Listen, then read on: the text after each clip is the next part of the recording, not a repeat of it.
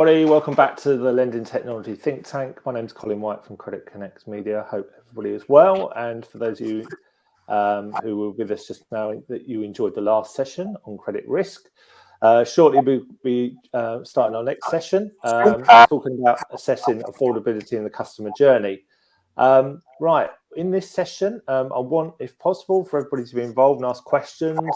We'll be running some polls over the event as well. So people want to get involved, that would be really, really good, and ask questions to our panel, and that would also be really helpful to the event. So you can do that by looking at your panel in front of us. Really briefly, I'll run through that.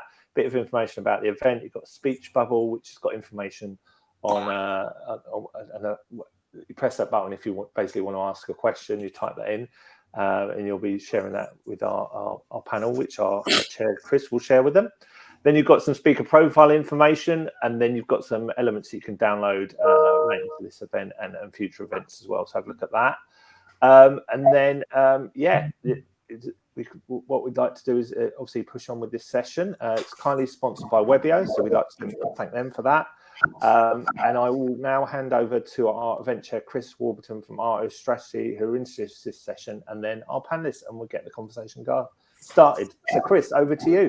Thanks, Colin. Appreciate it. Welcome back, everyone. For those who weren't on the last session, my name's Chris Warburton. I'm going to be chairing this session. My background's been in sort of credit in risk operations, which is really over everything from adjudication all the way through to credit collections to the back end for over 20 years. And I'm currently running RO Strategy, where we do a series of videos and we sort of look at innovation and technology really sort of in the industry. And joining me today, I've got three people. I've got Gilad Amir, who's the digital operating partner for Pollen Street Capital. I've got Anna Ruffley, who's the head of insight for the Lending Standards Board for the LSB. And I've got Mark Opperman, who's the co-founder and head of sales at Webio. So everyone, welcome. Thanks very much for joining me. And I think first off, just before we start the session, maybe if you can each just give a very short introduction around your background and what you do within your role. Gilad, do you want to go first? Yeah, sure. So Gilad Amir, a digital operating partner at Pollen Street Capital. Pollen Street is an alternative asset manager, London-based with a US office. We have a private equity fund and a credit fund. Between these two, have approximately 4 billion under management. We specialize in financial services, very active across all the 5 subsectors between banking, lending, wealth management, payment, and insurance. In my role, I'm mostly busy with different digital transformation or business transformation with tech, as we call it, activities across the portfolio, and working pre and through deal with the investment team on the digital and data aspects of our portfolio. Okay, fabulous. Anna, do you want to go next? Yeah, thanks very much. Morning, everybody. My name's Anna Ruffley. I'm the head of insight at the LSB. We're the primary self-regulatory body for the banking and lending industry. Our mission is to drive fair customer outcomes. And we do that through the setting of best practice standards, independent oversight, and then the provision of insight to help our registered firms to embed those standards. And as I said, I head up the insight team, and our role is to support those firms. We provide insight through roundtables, training, thought pieces, and the issuing of research to really help firms understand what good looks like. Okay, fabulous. And last but not least is Mark. A quick introduction of yourself and your role. You're so kind, Chris. Thank you. First off, Mark Opperman. I'm one of the co-founders at Webio. For my day job, I look after sales, marketing, and all that type of good stuff. Firstly, delighted to be sponsoring, today's session. Webio is a business. We're all about digital conversations. Now, that digital is across multiple different channels, from web chat to WhatsApp to SMS to Viber to Messenger. You name it. It's if it's on your mobile and it's a digital channel, that's what we do. We focus in on large, typically B2C organizations where there is a lot of consumers, and across a range of different verticals, I have to say, from retail The likes of Very, the likes of Studio Retail would be two examples. Financial services is very wide and varied. Everything from a whole range of DCAs to people in the lending space, the likes of, say, Oplo, or should I say, Tandem Bank. Snap Finance would be another example of somebody in that space. And then finally, also the sort of utility sector and telecoms, the likes of, say, Anglian Water and Affinity Water would be two clients as well. And it's quite interesting. Our business has changed dramatically over the past 2 to 3 years, and certainly, COVID has accelerated that, because previously we would have very much focused on the credit collections and payments. So you could call it sort of a medium to the end of a journey with a customer. Over that period, though, we have gone earlier and earlier in the customer interactions. And one of the key things that companies have seen over the past 2.5 years is the automation capability of everybody's looking to do self-service, everybody's looking to automate, but actually doing it and doing it well is still a challenge. And it's interesting, the stats that we had was in January 2021, 52.4% of all conversations across Webio were automated. Now, to show the expansion of that, 1 year later, January 2022, so just gone, that 52.4 had increased to 72.9%. Nearly 73% of all conversations are being automated. And really, what that does for a lot of businesses, and we're going to talk about it later, is about that scalability and trying to reduce the need for getting resource involved. But that automation, in very simple terms, if I was to look at agents and the number of closed conversations they would have in a day, when there's no automation, typically an agent, a good one, is going to close between about 70. I may drop down to about 50. So the range is about 50 to 70 conversations. But when you bring automation into the picture, so that agent with the automation, and again, the automation doing most of the work, that closed conversations number jumps to between about 380 and 420. So scalability is massive. So that really is what sort of, we're all about. And as I said, delighted to be involved in today's session. And hopefully we'll get into some of those details sort of in the session. So I suppose on this one here, we're going to initially start off talking, I suppose, around assessing affordability and a bit around the customer journey. And you just explained there around some of the technology was there, but I was going to go to Gilad first, just in terms of, maybe as we think about customer affordability, I mean, there's been significant changes in this area, I suppose, in the topic recently. And we've had the pandemic, we've got energy price rises, we had the spring statement, I think it was last week, as a reaction to the energy prices and affordability crisis. Then we've got a war that's happening in Europe, and that's all starting to flow through to the economy. So affordability, so I suppose, top of mind, and potentially another shock that's coming through from that coming through. How should we think about it? And I suppose, what's the potential, particularly from a technology point of view, of sort of assessing affordability at an early stage? And what role does technology have to play? I mean, Gilad, do you want to sort of take that and just sort of maybe explain your perspective in terms of technology as well? Yeah, sure. So in the context of consumer lending, we need to remember that the affordability check or affordability assessment is a regulatory requirement under CON 5. And post-transaction in life, fair customer treatment and customer vulnerability and identification of customers in financial difficulties is another regulatory requirement under CON 7. Okay, so there is a clear, I think, regulatory and compliance framework here that I don't think that any lender can properly comply with without properly using data and analytics.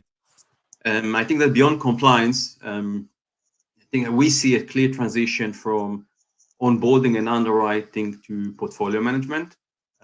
So we see more and more adoption of more and varied data sources, analytics to properly monitor and track changes at the lender and the portfolio level, which, if used properly, can really allow support real-time monitoring of borrowers borrowers and the portfolio as a whole. And when I say monitoring, I mean PD, affordability, changes in affordability. I would even say LGD in some cases, a much earlier identification of vulnerable customers, customer financial difficulties and vulnerable customers. And I would even say that with the proper use of data, it's fairly simple to simulate the expected changes in affordability due to increase in energy cost and inflation. Okay, so the data is there, and it's mainly about how to connect the dots in a smart way and to apply the right analytics on top of it. When I say data, so between, I think that open banking and the CRA data will still be probably the primary data sources, and each would offer hundreds of thousands of different data points that can be combined in a smart way. But then we can obviously add the land registry and other data providers that basically enrich the land registry to provide very rich data sets that can be used to simulate future affordabilities. So the data is there. It's just about making the right use of data to be much more proactive and monitor in real time customers' affordability and the overall risk of the portfolio. And I suppose, Anna, from your member point of view, I mean, what are you sort of seeing, I suppose, in terms of how best to capture some of the affordability data? I mean, Gilad, you talked about some of the data that's there externally, but there's also ways of capturing it, I suppose, through the customer journey. I mean, what kind of things do you see, or have you seen from your kind of insights with your members? Yeah, absolutely. I suppose one of the first things that I'd mention is around when we capture information and just making sure that we're alert, as you say, throughout that customer journey, and all the engagement points that we're capturing information throughout each of those. So that might be through digital and data, for example, capture. But also where we have, say face-to-face or telephony or written contact with customers as well, and making sure that, as you rightfully say, there's a way to capture that, but also to use that information properly. And so one of the other things that I just wanted to touch on is that the information needs to be recorded in a way that, as you said, can be accessed at the right times and by the right people. And that's even more important now against the backdrop that you sort of set out earlier. And we see this working well where organisations are constantly looking at what information are we capturing and what are we using it for? Do we actually need that information? And also very often we're capturing a lot of information that we're not looking at or using. So it's just really important that firms are saying, actually, do we have more information available to us that gives us that truer picture as to our customer circumstances? And so back to your original question, it's looking at the different areas. So in terms of governance, so actually what's it telling us and how we might need to make changes. So MI, for example, but then also making sure that the people on the front line that are engaging with customers, whether that's, as I say, telephony or through digital channels, is making sure that they have access to the information that they need so that they can tailor those interactions with customers. And I suppose part of it's Gilad, I think you mentioned right at the start there around using some of the information we already have and some of the traditional information we already had, but there's also throughout the customer interactions, we're also gathering new information. And Mark is going to bring you in here a little bit around. So yeah, as talked a bit about some of the interactions you would have or create with customers. I mean, like, do we need to start thinking about like gathering new information or finding new ways to gather different pieces of information through our interactions with customers that can then help with that affordability kind of journey, I suppose, particularly in life, but Chris, process. I think there's just one comment here about customer journeys, because we need to remember that again, when we talk about consumer lending, so we can talk about a 5K loan versus a mortgage, and I don't think that it would be the same answer, because for the smaller tickets, the best customer journey is a no journey. Even for the bigger tickets, because as long as I can identify the customer and I have the consent to access data sources, so basically I can access all the information I need. Okay, obviously in some cases I would need additional input from the customer, but that's the exception, not the rule. If you agree, Chris. I was going to come back to that. I was going to come back to the point around whether we need to have a customer journey, and I suppose what the thresholds of them are. I mean, I was going to go to Mark first. I mean, Mark, maybe just comment around sort of from a consumer point of view. I suppose from a an in-life journey point of view. I mean, do you think there's other interactions we can possibly have? And then I want to go back to that question around, are we thinking around customer journeys almost like in the right way, and do we really need to have it, and where's the threshold for where we should gather that information? But Mark, do you want to maybe comment first? First, I've got people.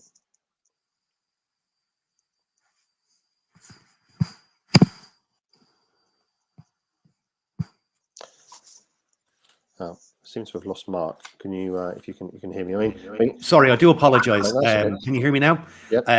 So yeah, the magic of technology. Don't press the mute button. I do apologize. Anna is sort of going, oh jeepers, this fella from a tech company. She told me how to get my name up on the screen earlier. So very, very embarrassing. But there we go. I'm meant to be the tech person, but from a sort of customer journey perspective, they will always be there, no matter how much you look to automate them.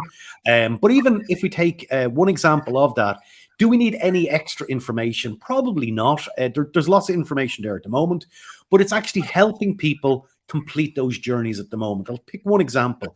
Open banking, where you have to go through a number of steps to get the customer to accept to use open banking. Now we have a number of clients that are sending out and engaging with customers, and you look along the sort of the process, and you see lots of people fall out at every stage.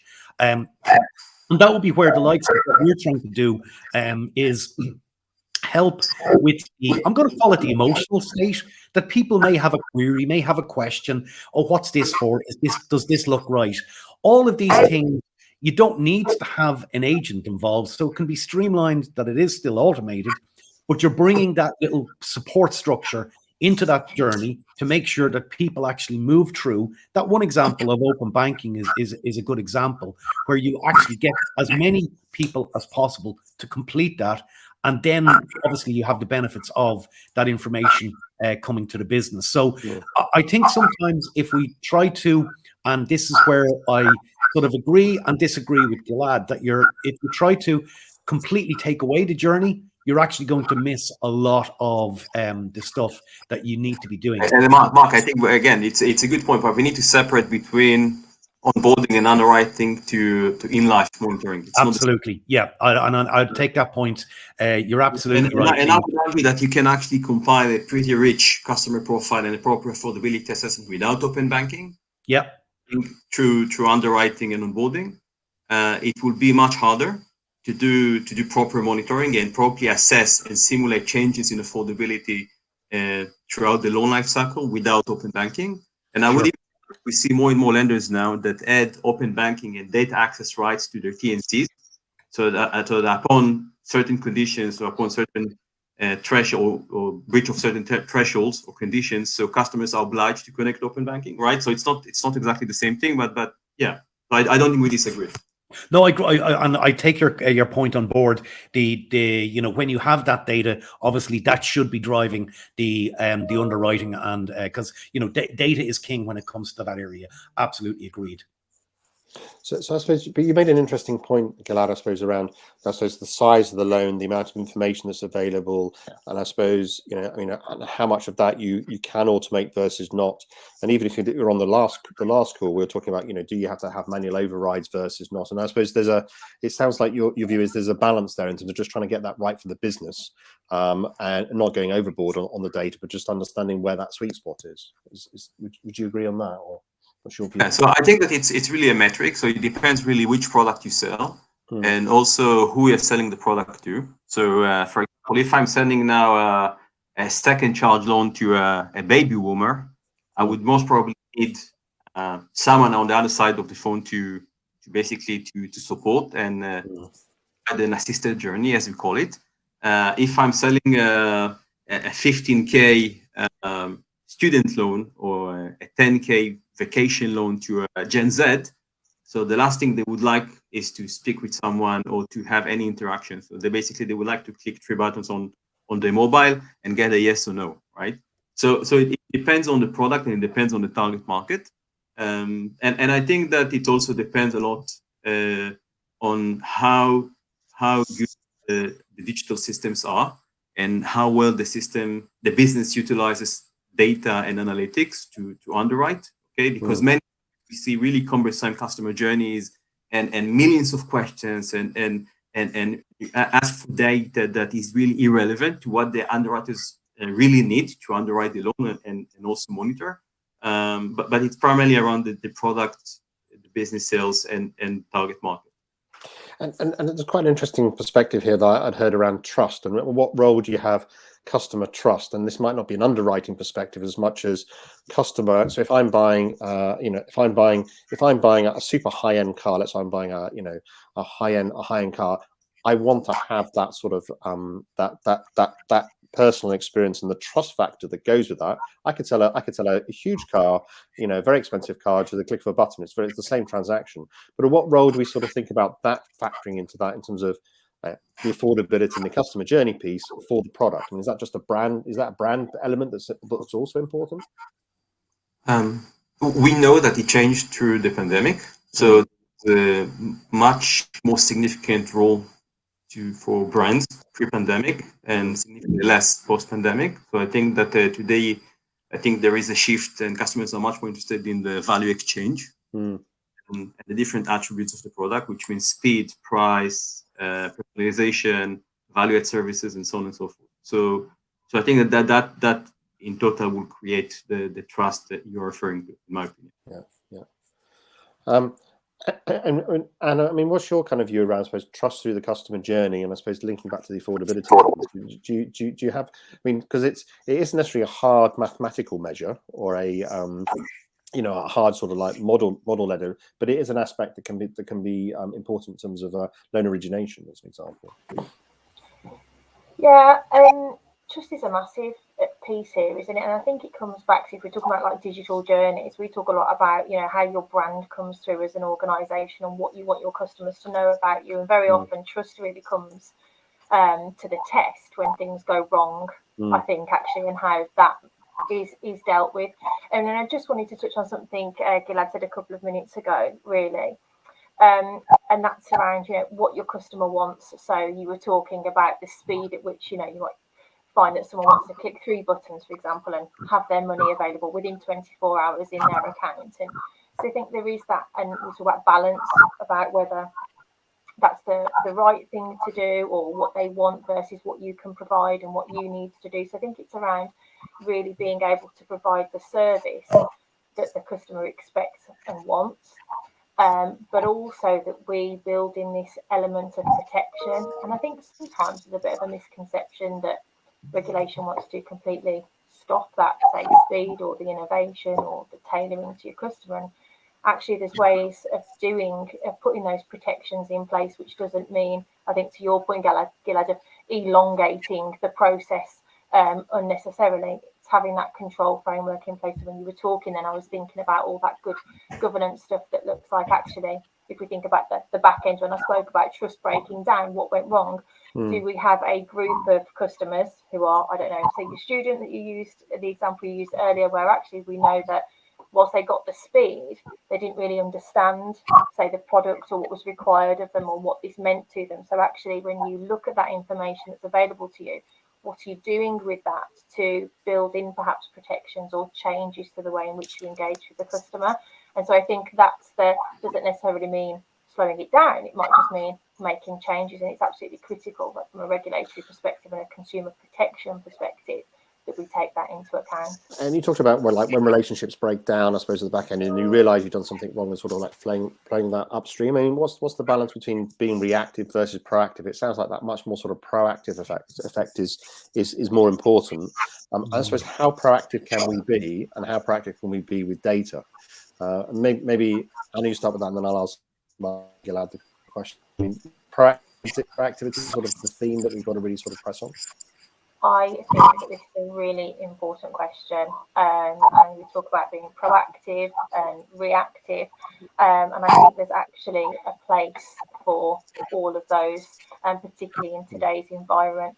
So where we see this working well is where organisations know their customer base and they also know what's happening out there in the landscape. So certain risks that might impact certain members of their customer base, and that they are proactive in terms of thinking we can see this coming down the track. What steps, thinking in terms what reasonable steps can we take? Now that might look to some people like a proactive contact strategy, for example, to understand if they're being impacted or to signpost them to resources that might help them. But there's always going to be situations where we have to be reactive to information that we've just been provided with.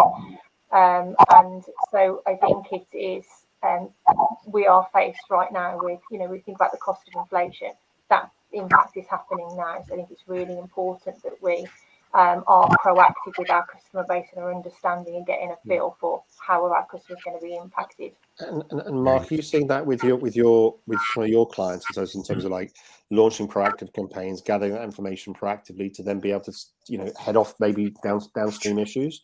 Yeah, and I think Anna nailed it there with just the whole debacle of the increase upon increase of energy prices and general cost of living.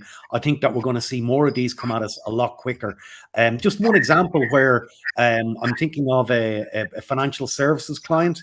Month on month, they were sending out reminders about, it's sort of nearly you wouldn't even think about it. But every month, because these were sent out, they were generating actually quite a number of inbound calls. And it was the company were looking at this to say, gosh, this is a lot of resource. I'm going to say being burnt just answering general queries and questions. So they actually just flipped it on its head. Around the same time messaging went out, they went out with a proactive campaign just to give people, you don't need to, it's all online, you don't need to actually ring us. And I think it was about 72% reduction in inbound calls they received. Now, there wasn't a huge amount, but actually the feedback that they got was it was a really good proactive campaign. So certainly when I'm going to call it the conversational or interactional design is being played into or being built, it's really important we're looking at both us going out to the customer, where are those points that you can actually be proactive, because actually it is giving people that peace of mind. And sometimes it is the most craziest questions that people will ask, but actually you give them the answer and they're completely comfortable and they'll move on. So, and there's a lot of that can be automated as well. So it doesn't always have to be our traditional head is, oh, it'll take an agent to answer this. Not at all. A lot of these are just simple queries and questions. It's the 80-20 rule that is always at play. So it's just understanding this and then building that in and that capability in just to make sure that you're keeping ahead of the curve.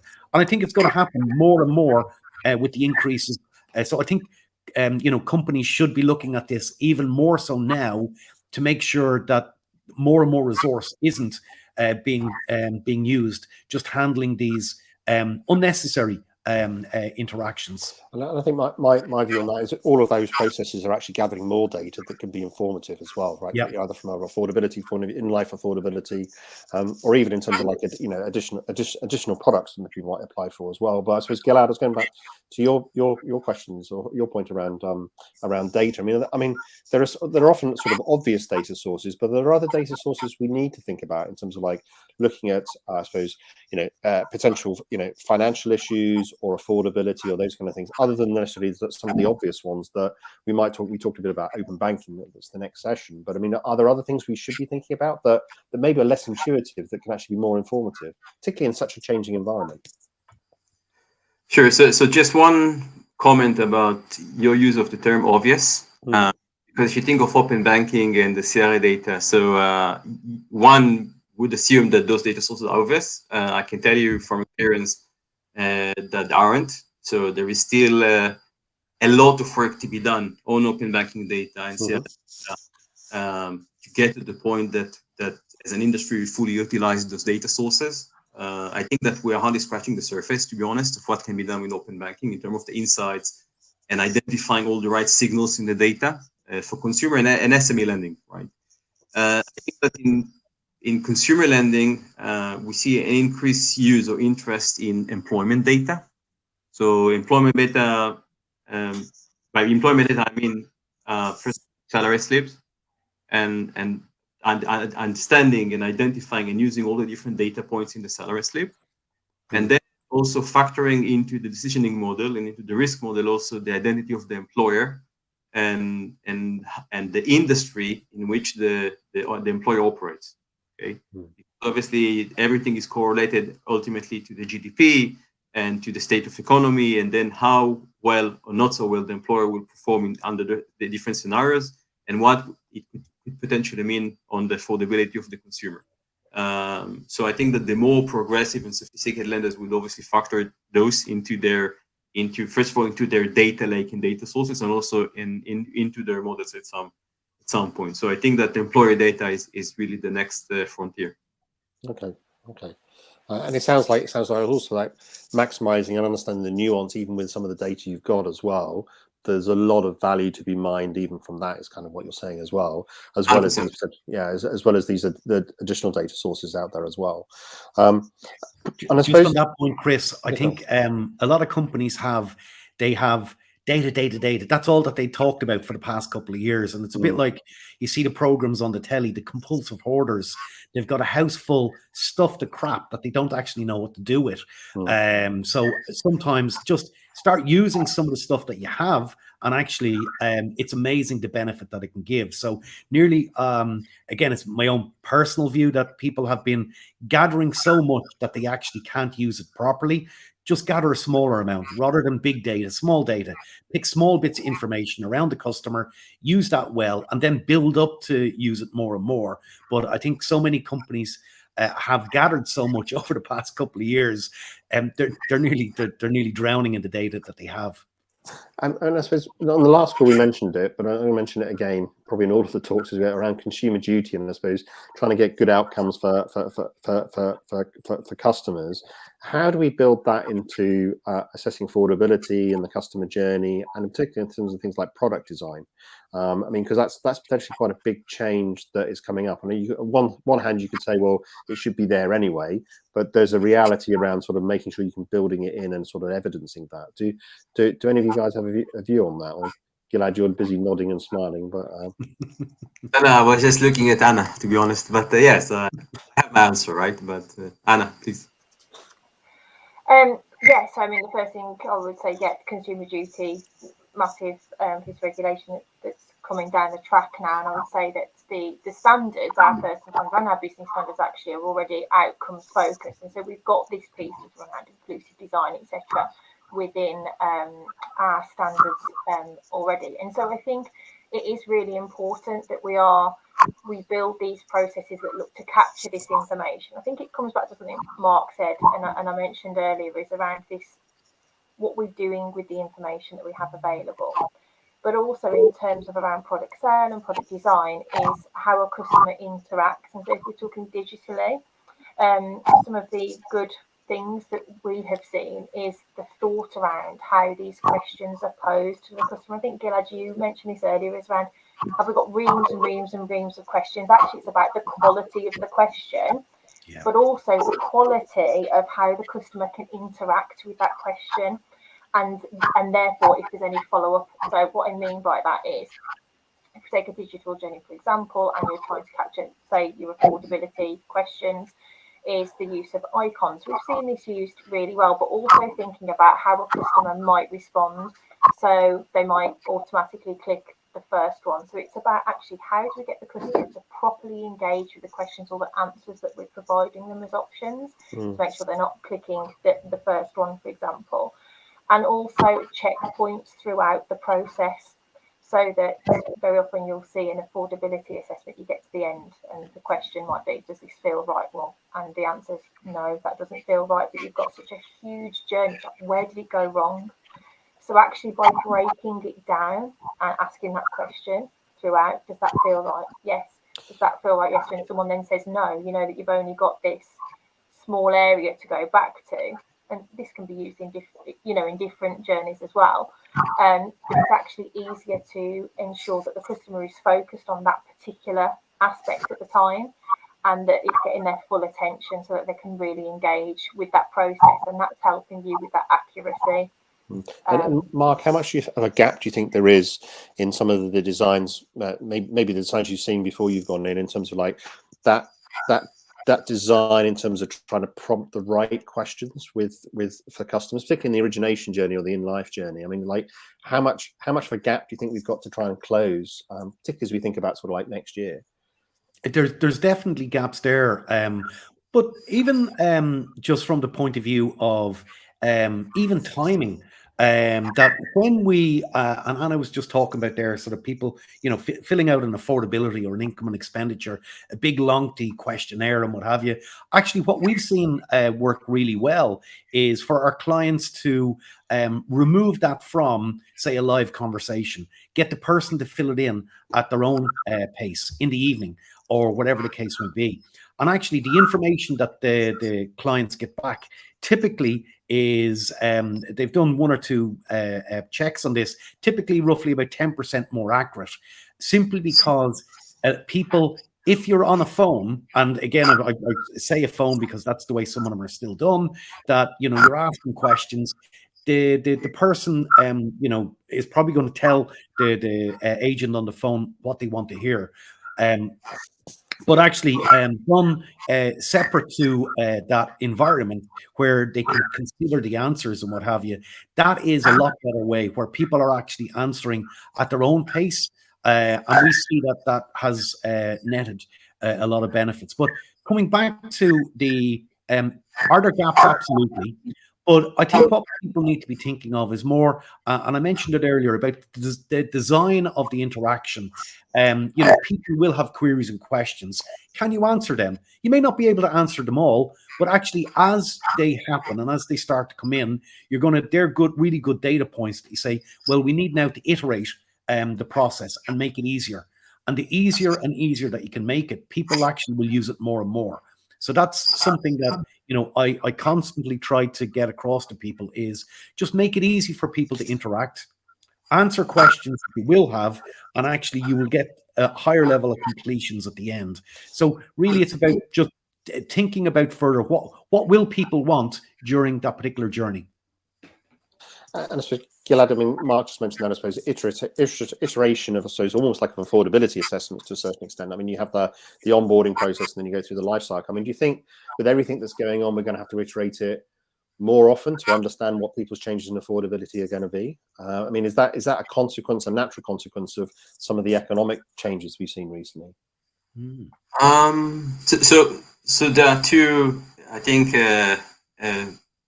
opposite forces here. So on the one hand, so if we think of again BNPL and more broadly embedded finance, and the instant customer or no customer journey. So basically, I want to buy something, and then I will have a finance offers that I can choose from, and basically click 3 buttons and be approved or not. Okay, so then all those questions about customer journeys and customer interaction throughout onboarding or at acquisition are irrelevant, right? So sure. Yeah. And we could only assume or hope that some of those lenders actually capture the data or pre-populate the decisioning engines from the primary seller or find another way. And we know that regulators put increasing pressure on BNPL lenders to comply with the affordability and best customer outcome requirements. And with that, I think that, again, we need to remember that a good customer outcome would be that, at acquisition, we're not selling the customer the wrong product or a product that the customer can't afford, right? Which means that we need to properly understand affordability, creditworthiness, and making sure that we're selling the right product to the right customer, okay? So that customers will be able to afford to serve the debt and additional debt. And second, through the loan life cycle or in life, to make sure that we identify customers that are vulnerable, customers that are in financial difficulties, and make sure that we are proactive about it, so they won't find themselves in a worse situation than they already are. So as if we use data and we use analytics and we are proactive about protecting or engaging with customers much earlier in the process, we can actually keep customers on track with a bit of flexibility and creativity and proper use of data, rather than just let them derail, just move them to collection, right? And I think that also financially probably have a much higher recovery rate than just moving customers to collection. Again, irrespective of the regulatory aspects, and also I would say the ESG aspects, right? Because if we can help customers in financial difficulties and find a way to keep them on track, I think that there is also a wider and even more important aspect to it, right? In terms of our responsibility to our customers. And there's a really good sort of follow-on question that's just come in, which is I suppose is the interaction between, you know, data we might have, but then also the customer, so it's providing some of that data, then also those systems interact. So the question is just like, you know, are the risk savvy customers essentially getting affordability savvy? So they're sort of starting to maybe slightly change or underestimate their household expenses to get priority for a loan. I mean, I think some of this stuff has probably always happened, and this question is like, how much do you then verify that versus not? I mean, do you think we're going to have to think about the interaction and dynamics of those systems, which again might change affordability models? Almost like an assumption that people are putting in things slightly differently or slightly wrong. I think gamification of systems always has happened, Chris. So humans are like that. So I don't think that's going to change anytime soon. Okay. And so I was just going to say to that, Chris, is that's where we have that sort of responsibility and a responsible lending, isn't it, to make sure that actually, and it's quite circular really, where we've come back to is looking at what information do we have available about types of customers that might want to take out these products, or when we're at collections to this point as well. Yeah. It's making sure what information do we have that would indicate that something that a customer has provided us with, however they've given us that information, does this feel right, not just to them, but does it feel right to us? Does this feel like it's more than what it should be? And that doesn't mean that it's wrong, but it means that it requires an interaction or an exploration in some way. So that might be, Gilad's talking about digital, so it might be open banking and the customer's putting information in themselves, but we're testing that against open banking or other data that we might have that causes us to question that, or it could be around having that conversation with the customer to reassure ourselves that we have got as close as we can to what looks like affordable for the customer. And there's another question here just around, I suppose, how much emphasis should we place on ONS assumed data, I suppose, or values versus, banking, I suppose, open banking proven expenditure. And so, like, just looking at, so that's looking at things like thresholds if you're doing like a larger loan or a mortgage or something like that. I mean, does that kind of plays at the same kind of question? I kind of feel to a certain extent. Yeah, I would say so. I think everything's about balance, isn't it? And it's about, we would say, if was information given to you that you felt required further probing, for want of a better word. So actually, it's, if you have information that, or the means to access information that may verify or cause you to raise a question on that, then we should be acting on that.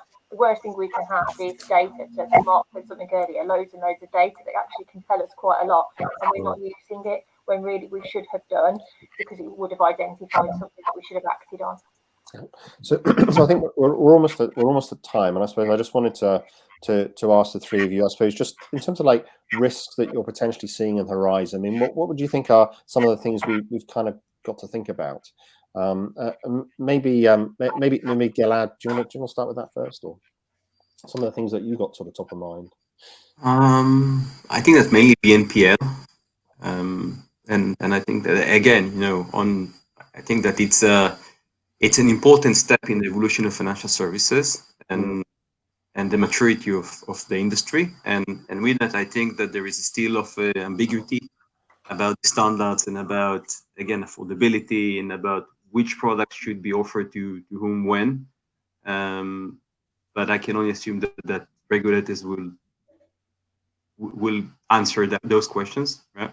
I think that mainly BNPL and obviously the increase in energy cost and inflation would have an impact. Yeah. Would have an impact because there are some knock-on effects or second-order effects in terms of the price of properties, price of rent, and the cost the buy now, the buy to let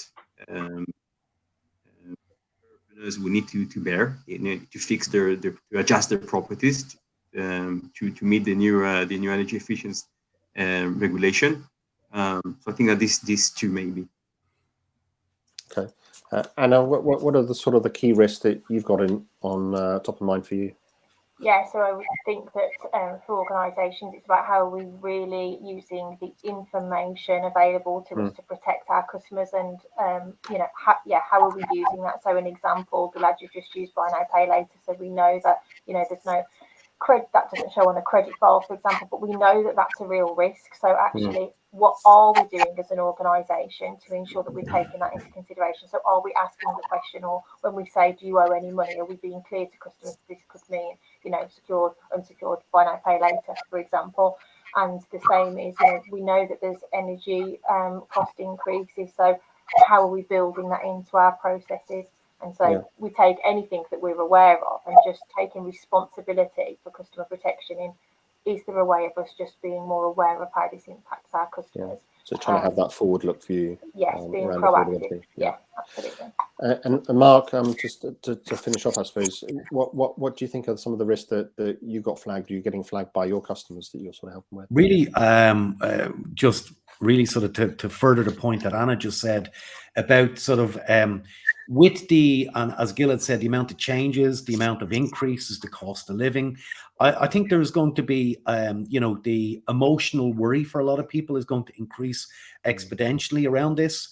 And businesses, great self-service and all those type of things are great, but that capability still to have a conversation with a business, either directly on the phone or through a digital channel or something like that, just that release valve is something that I think businesses aren't thinking about enough of yet.